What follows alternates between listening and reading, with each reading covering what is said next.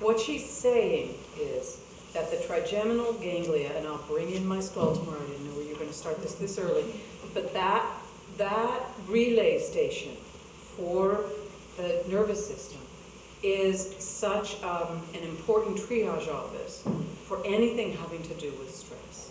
So anything you can do, cranially it would be doing an ear pull and opening up the sphenoid and getting everything balanced. From this perspective, we're going in, and from the inside out, with sound and resonance and very gentle movement, we're taking all these places that were frozen and going, let yourself move. Okay, let's get some sound. Okay, let's get some movement.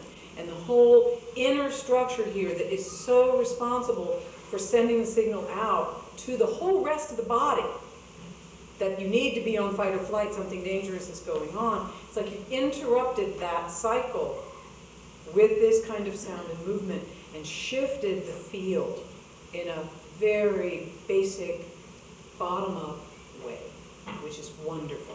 So along with cranial work, it would be great, or just all by itself. This sound is really, really useful for shifting that frozen, tightened down, fight or flight place that the body can get. Well, and also, if you speak to the process of fight or flight and the forward movement, like the narrow lens of someone who's on fight or flight chronically, it is a very forward movement. You will find people who have gone through a stressful time period in their life.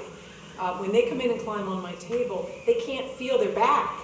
They can't feel the back of their head. They can't feel their spine, can't feel their sacrum.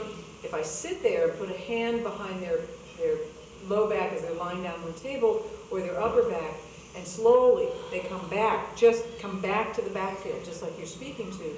It's as though that fight or flight starts to crank down and crank down and crank down, and by the time they get off the table, they have that backfield back again. In CranioSacral, we would talk about them mobilizing the sacrum and the occiput, having back the fluid flow of cerebrospinal fluid. It's very, very key to health and to the capacity to have intelligence and creativity and resilience.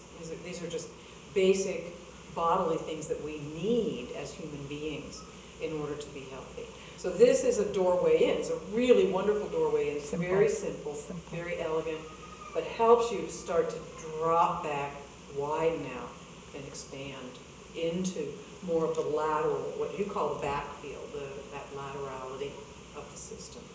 And again, I want to put in the social implications of that migration, you know, in terms of, yes, resiliency, you know, this, that, but also in relation to not having to keep monitoring everything through the friend, foe, am I safe? And I have a degree in hypervigilance, so I just want you to know that this is territory that I know very well.